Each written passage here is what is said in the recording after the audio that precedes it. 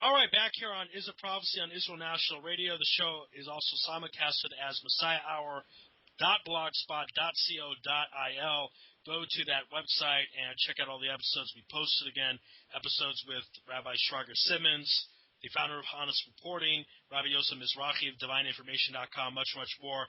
So check out all that good stuff. Again, we're continuing the conversation with Rabbi David Katz of GearGear.com and solmazal.blogspot.co.il. Rabbi, interesting question about Mashiach, his, I guess, construction, if you will, about who he is and where he comes from. And a lot of people want to know, first of all, if Mashiach can be a ger. Is that possible at all? Yes and no. Okay. I like that. And if you remember from the first segment, we have to bring in that Shem aspect, like that weird angle. Right? And I think everyone kind of knows that it's always there. That's how you get your Shabtai Tzvi. That's how you get your guy 2,000 years ago. Right? Everyone knows the weird angle's there. But what finally does the job is when we get that weird angle right. It doesn't give you permission to transgress the Torah, be too weird. There's a reason why it's there, and I think we're going to uncover a bit of that. Why you say yes and no because of the aspects, but as far as the actual construction, the line has to be from David HaMelech, correct? Right. So let's go back to the Gemara in Sukkah 52b that we started with. Messiah, son of David, Messiah, son of Joseph, Elijah, and the righteous priests. Okay. Right, and with that concoction, there's a million ways to draw that up. But to answer the question, literally, Mashiach ben David is Jewish. Period. Game, set, match. Right? Now, the Mashiach ben Yosef, and this is where you get a lot of creativity, for better or for worse. This Rebbe was it in 1702. And, right. Some people said David Ben Gurion was Mashiach ben Yosef. I mean, I adhere to the Vilna Gaon. He wrote the book, or his student wrote the book, Kol HaTor, Voice of the Turtle Dove, which they call by their own volition the Shulchan Aruch of the Redemption, the law authority of the Redemption. And he actually says a very simple statement. That there's three aspects to Mashiach ben Yosef, and the whole book is about aspects. There is the Mashiach ben Yosef. There is the Mashiach ben Yosef in every house, every family has like an aspect, and then there's just those aspects in the world. And that's really what Mashiach ben Yosef is. Even though it's a fractal and you have the guy, there's always the aspect. This is how you can have a midrash or a Kabbalistic source say, Esther was Mashiach ben Yosef. You say, what? But she was an aspect. Then you can say, think of another one, Isaac, Yitzchak Avinu was Mashiach ben Yosef, the Ramchal says. You say, what? What, everybody's Mashiach ben Yosef? But it comes down, it's aspects. It's always an aspect. This is the concept of a Mashiach ben Yosef dies in every generation. It's a very complicated work. But the point is, the Ger movement, and coming back to Ger Toshav status, which is a portion of grabbing the land, being in the land, maybe not as ownership, but just being present in the land for things. That's the Mashiach ben Yosef movement. And I think we're seeing it now. Where is the guy? Does the guy become Mashiach ben David? All those things are kind of an unknown, kind of like Olam Hahu, right? As it's becoming put together. But what we do know is there's an aspect of Mashiach ben Yosef that lives. The point where no longer do we fail and always come up short, but where we live. And if you remember what I said about the Parshas Vayikahel, right? Once we get the components together, we start playing in real time. And what's the one we always miss? The Ger. So once that Ger comes back, the Ger, and Rabbi Nachman speaks about this, he says you don't get the repair above until the Ger comes back. And a lot of Kabbalistic sources bring this, and that's really what the Ger is about.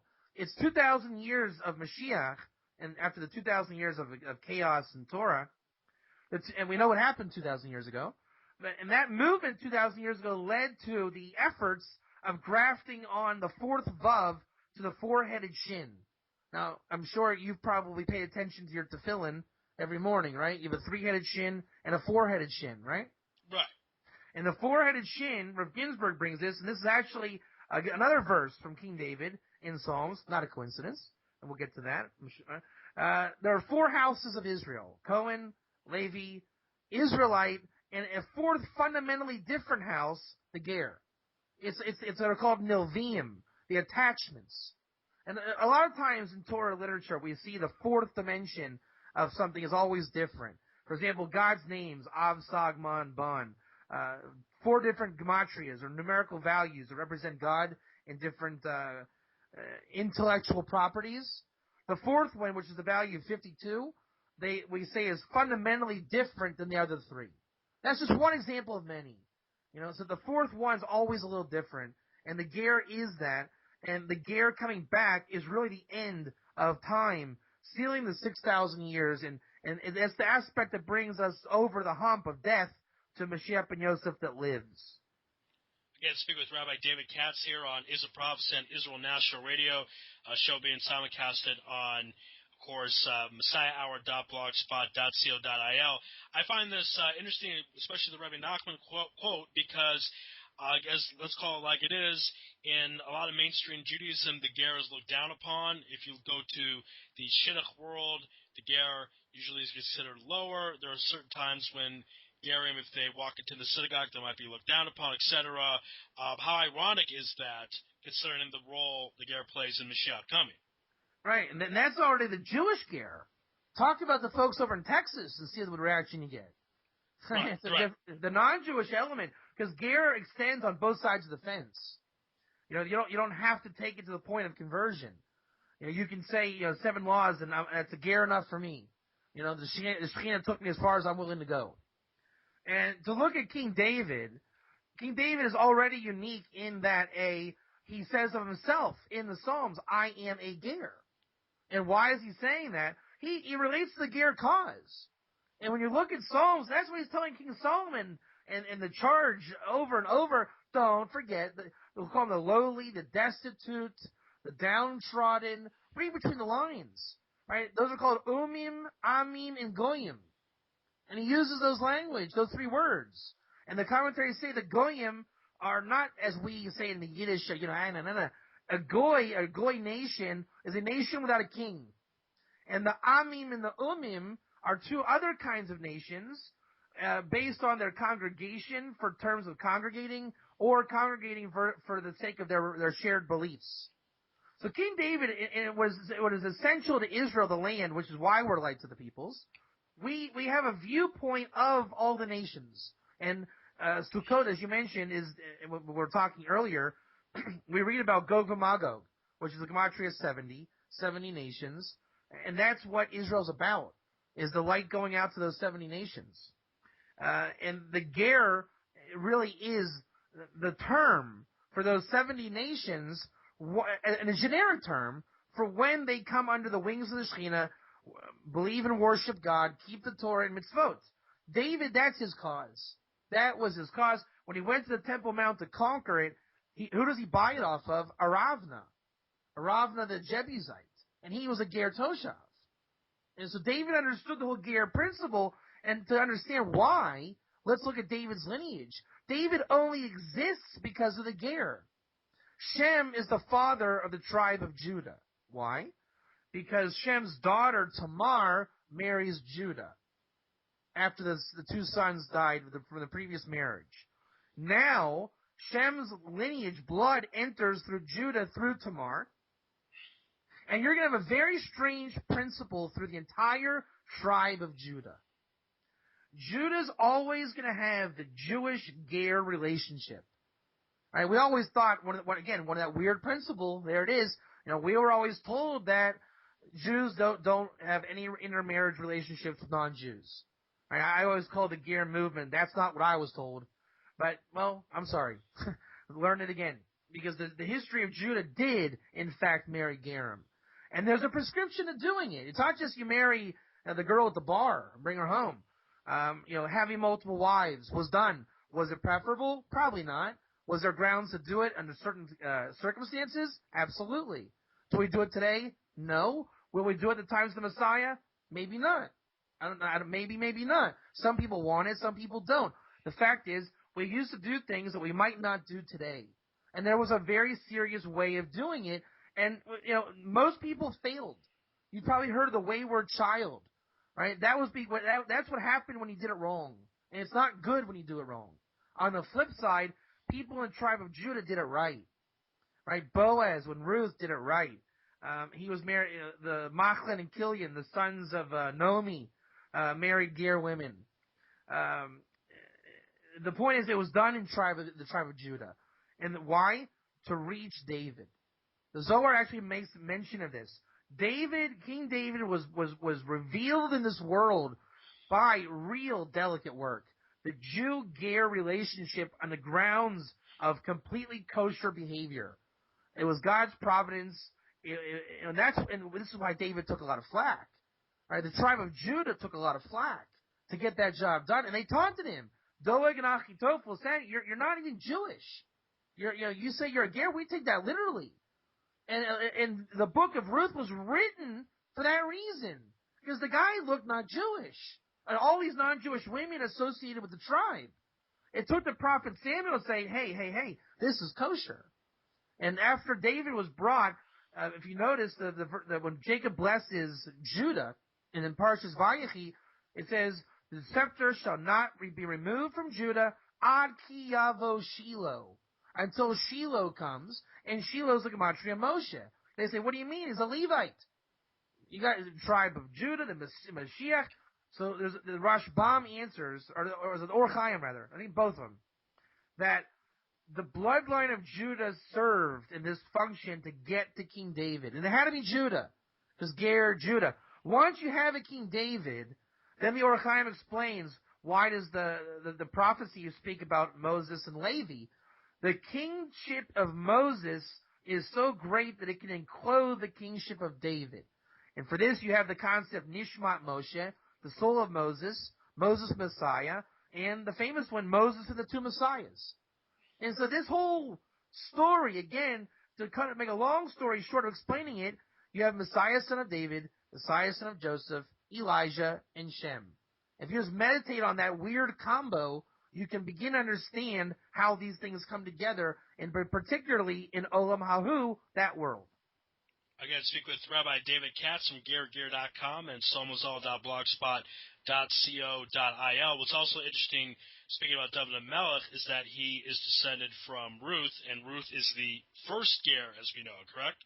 Right, and a lot of people think she converted, right? And this is a work that we talk about a lot. The sources of Ger is always ambiguous. Is it the Jewish convert or the non-Jewish convert? In de facto, in the last 2,000 years, we've said convert, no question. And I'll tell you where it comes from. Who was who? And looking back, who was the real convert Jewish and who was the Ger non-Jew? There's a lot of characters in the Tanakh can go either way in terms of how we view the literature, and you have to really study to find out and ascertain what is it. The biggest two are Jethro and Abraham's father Terach. Jethro, we say he converted just because we like to make Jews out of non-Jews in the way we talk. But really, when you investigate, this is in our book, The World of the Ger. Jethro, by all accounts, looks to very strong. He did not convert. He was a Ger Toshav to the letter of the law. He acted like a Ger Toshav. He fits all the signs. We do learn the laws of conversion from him, because that's just the nature of Ger, period. Now, you can always go either way in what you can learn out from them. Right? Because, it's like two that are, we call it in Vilna Gaon, two that are like one. But the biggest one is Terach. The reason why Ger is kind of left out and Shem is left out, why do we say Terach was such a bad guy? And the learning is like this. Abraham is in the commentaries, the first Ger, Tzedek, Toshav, first Ger. Even non-convert, right? Not just first Ger. By doing so, that cuts off the roots to Terach and Shem, Noah, all the way back. Once you separate Abraham, and we say he's one of our guys, then you look backwards and you say those are bad guys. But they're not. The whole world was Ger before Sinai. And so you always have to look. Terach, we say he inherited the world to come. In the verses that speak of Terach, before Lech Lecha and during Lech Lecha, the first two verses and the last two of Noah, Terach is doing okay. He's the one that brought Abraham to Israel. Now, he was the idolater. He smashed the idols. The point is, we have a tradition, the entire Tanakh is Jewish, no questions asked. One of the major focuses of the book, The World of the Ger, and the reason why you brought this up, is there needs to be a change in thought of just reincorporating Ger. Now, there still are Jews. There's a lot of Jews out there in Tanakh, no fear. But there's also a lot of Gerim. And nothing radical changes. Mashiach ben David is still Jewish. It's still David. He's not, this and that. But Jethro, maybe we viewed Jethro a little wrong. Maybe we had a bad take on Shem, which we did. And Shem is one of the highest of all time. Every Makubal says that. But we in the misinformation circles, if it's not Abraham Jewish, I'm not interested. And then it just becomes left out. And that needs change. And one of them also is Ruth. Ruth was a Ger. Did she convert later? Don't know. But when you look in the commentary, chapter 3, I think verse 2 or 3, it says she washed off the idolatry before Boaz. And we know the relationship is allowed. Number 2, that's what a Ger Toshav is by definition. He removes the idolatry. And where they go from that, they convert, that's already a different story. But we need to look closely at the Ger and really start understanding the Torah in the realm of truth. And that alone is a great merit of bringing the redemption. Now, what's also interesting about Terach is that Terach is mentioned in Tanakh. They said that he died. The Torah says, according to he dies. There's a principle that if the Torah says that I believe that's Olam Haba as well. And I guess why is it that people think that we have to make these non-Jews, or as you talked about, that if it's a Ger, it must be a Jewish Ger, not a Noahide. Where does that come from? I mean, it's out there, as you talked about. That's the mainstream thinking. But why is that? Right. So anytime you mention a name in Tanakh 2 times in a row, it's Olam Haba. And it says right. Terach. Also, by the way, it says Shem. Right. The idea is, again, Abraham. He was a Ger. And the idea is, if he was a Ger, everybody else is a Russia, an evil, bad, non-Jew. And when we're in the exile mentality, right, we kept ourselves Jews in Krakow, in the shtetl. Anybody not Jewish was bad. All the non-Jews were bad. That's how we stayed Jewish. But that is exile mentality. And the redemption mentality is when we start to bring back, what's wrong with Terach? I only crusade against them because you told me to. And we look at Shem, again, we say Shem was the idiot kid who walked backwards. But go look at who Shem was, Melchizedek. Right? It says in Lechacha, those that bless you, I will bless. Melchizedek blessed Abraham and gave him the hay to his name. The Zohar speaks the highest praises of Shem. But when we go in the yeshivas and we don't think about it, we say Shem was the idiot that sinned and Abraham took the priesthood from him. Nowhere does it say that. Nowhere. We just have a habit of saying if it's not Jewish, it's not good, it's not real, therefore it's all Jewish. Redemption mentality is, don't do that. Not everyone was Jewish. The Talmud is filled with Gerim and stories of Gerim. One of them was it Antoninus or the mentor to Rebbe? I forget which one it was. Was it Antoninus or right? But he was a Ger Tzedek non-Jew. But anyone that doesn't know to even think Ger might be non-Jew, he must have converted. And then everybody converted. But in fact, there were a lot of historical Gerim, and in the biggest one, 10 Commandments, right there, Parshas Jethro. Yep, the Parsha is named after him, and there's not a Parsha named after Abraham, Yitzchak, Yaakov, Moshe, none of the Avot, but there is a Parsha named after Jethro. So great point there. And also, I just want to say, this is a very complicated topic. I strongly urge anybody that's even bothered or struck a nerve, knee-jerk reaction, or just plain interested, check out the book. And I don't say it in terms of, check out my book. But the book does cover this, and it's very well written, and it covers that point, which we call the Torah of Shem, that which was always there, we just didn't see it. All right, last few minutes with you. You mentioned the book. They can get that on gergear.com, is that correct? That's correct. Tell us a little bit more about that website, because we did spend a lot of the episode talking about Gerim, etc. So gergear.com, who is that for, and what could be done on that website? Gergear.com has a very simple premise. The Jewish home has thousands of years of tradition. right? You probably have a nice cup, don't you? Right? You might call that your Kiddush cup. Right. Right? You probably have nice, like, leather-bound books, right? You might call that the Talmud. Right? You probably have a nice table. You might call that your stender. Right? The Jewish home is outfitted and outlined with a little bit holier items than the mundane. Right? It's not the temple, right? But we have a tradition of what is required. On Shabbos, we use a nicer plate, right? Maybe not a plastic plate. And the opposite is, if I'm not Jewish and I don't know, I would view my house as mundane. A plate is a plate, a cup is a cup. The premise of Ger Ger is to highlight the Jewish home in the non-Jewish world, i.e., the religious Ger world. Right? There are 7 laws. They're halachically not goyim. Right? They are gerim of the Torah, and they're saying, okay, we're ger, but now what?